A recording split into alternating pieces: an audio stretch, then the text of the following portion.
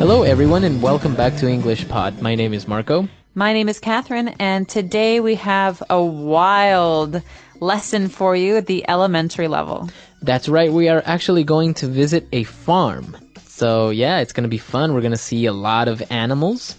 And not only that, but we're going to learn a lot of interesting words and phrases in English today. But before we get started, let's take a look at vocabulary preview.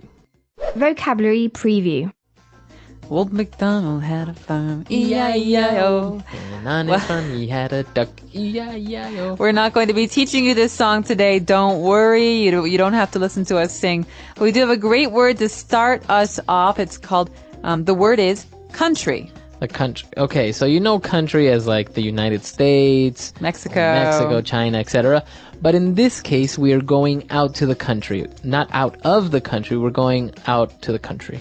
To the country, okay? Mm-hmm. The country, or you might hear the countryside, is a place that's not like a city. Right. So it's the opposite of city. It means there's lots of grass. It's very natural. There are very, very few houses and people. It's very quiet. So it's the opposite of a busy city. It's the country. And you have a lot of animals. So usually farms are found on the countryside or at the countryside. In the countryside. So usually farms are found in the countryside.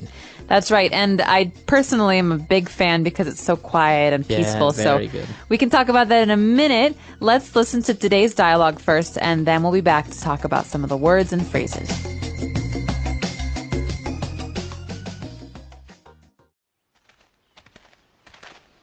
Isn't this great? I always wanted to own a farm, live out in the country, grow my own food. This is very beautiful, though I have to confess, I don't know the first thing about farming. That's fine. Don't worry about it. What was that? Relax. It was just a goat. And that? It's just the cows that are grazing over there. We can milk them later. What was that?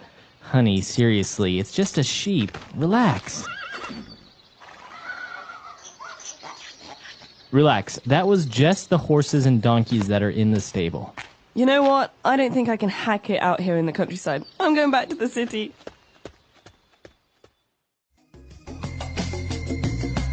All right, we're back. So obviously some people cannot go to the countryside. That's right. Some people get very, very upset. In fact, there was a whole TV show in America that was about city people living in the countryside, in the see country. If they can do it, right? That's right. All right, but before we talk about that, why don't we take a look at 4 keywords in language takeaway. Language takeaway. The first word is the name of an animal. Okay, so you've all heard of cows, but have you heard of goats? A goat. A goat. All right, so a goat is a strange-looking animal.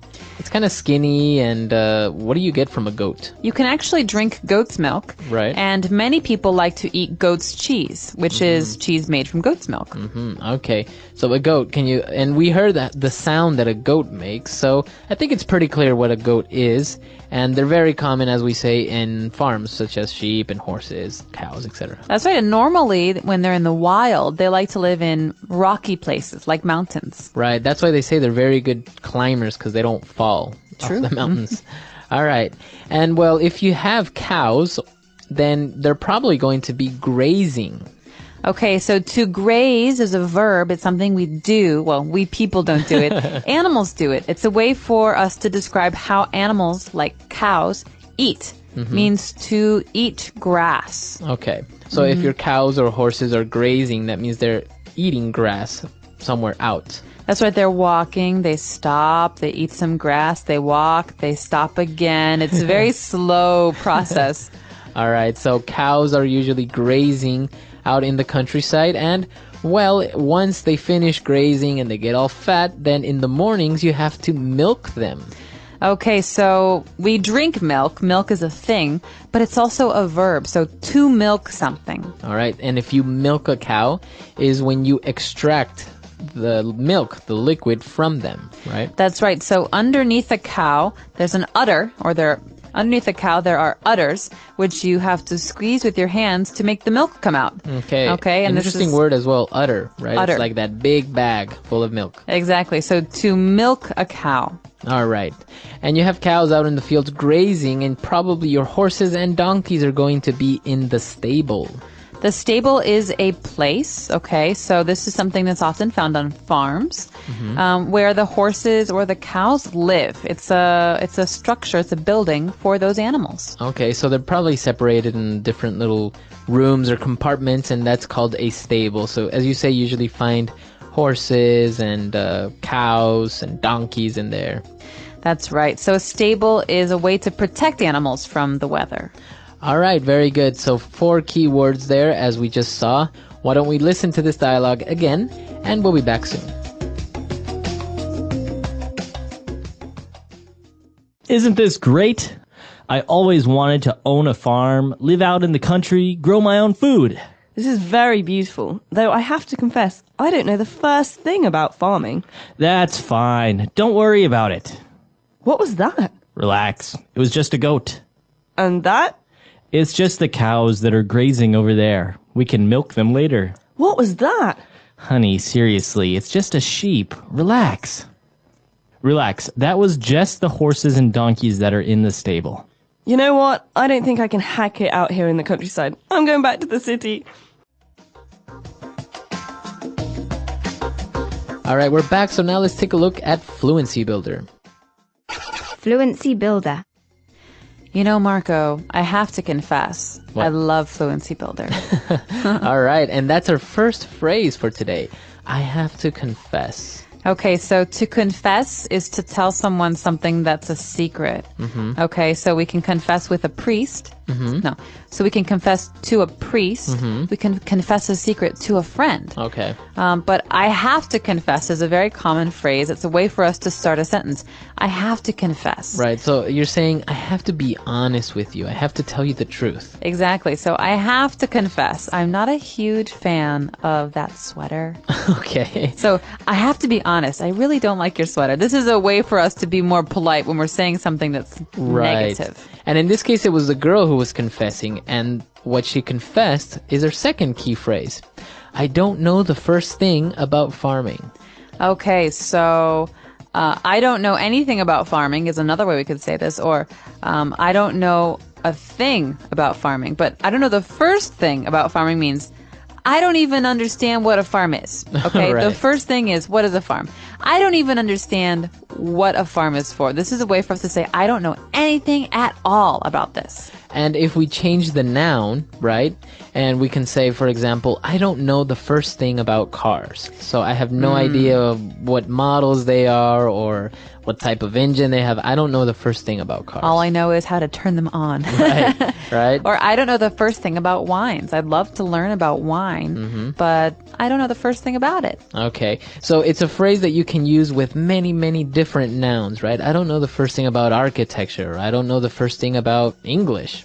Right, well, we do, and that's why we're here to help you. But this is a really great phrase to describe not understanding anything at all about something. Right. So this is a really great way to describe not knowing anything at all about something.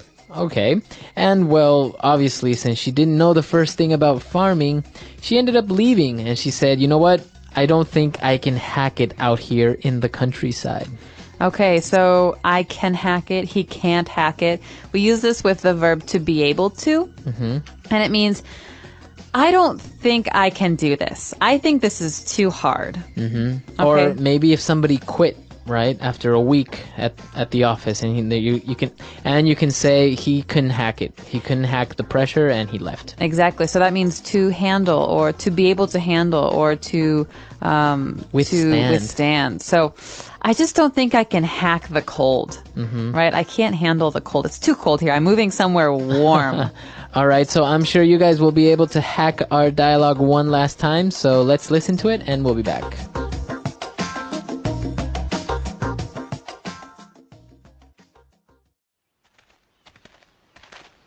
Isn't this great?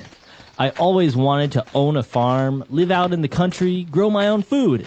This is very beautiful, though I have to confess, I don't know the first thing about farming. That's fine. Don't worry about it. What was that? Relax. It was just a goat. And that? It's just the cows that are grazing over there. We can milk them later. What was that? Honey, seriously, it's just a sheep. Relax. Relax. That was just the horses and donkeys that are in the stable. You know what? I don't think I can hack it out here in the countryside. I'm going back to the city.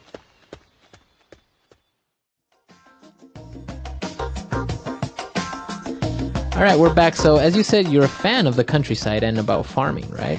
That's right. Well, I wish I knew more about farming. I don't know the first thing about milking a cow, but I do come from a part of the world in Illinois, near Chicago, where we have a lot of farms, and I appreciate the quiet and Yeah, it's nice. having animals around and being able to go on long walks without cars and horns and bicycles. And it is actually a little bit refreshing to be out in the countryside sometimes and not even have internet or cell phone coverage or anything. So it's just basically, you can't do anything else but relax, read a book, talk to people. Exactly. Now, an interesting thing about this is a lot of people take for granted the countryside, because I've met many people who live in the city, who grew up in the city and have never seen, for example, a live chicken. And when they see it, they just freak out and take pictures with the chicken or a cow or something. It's so amazing. funny.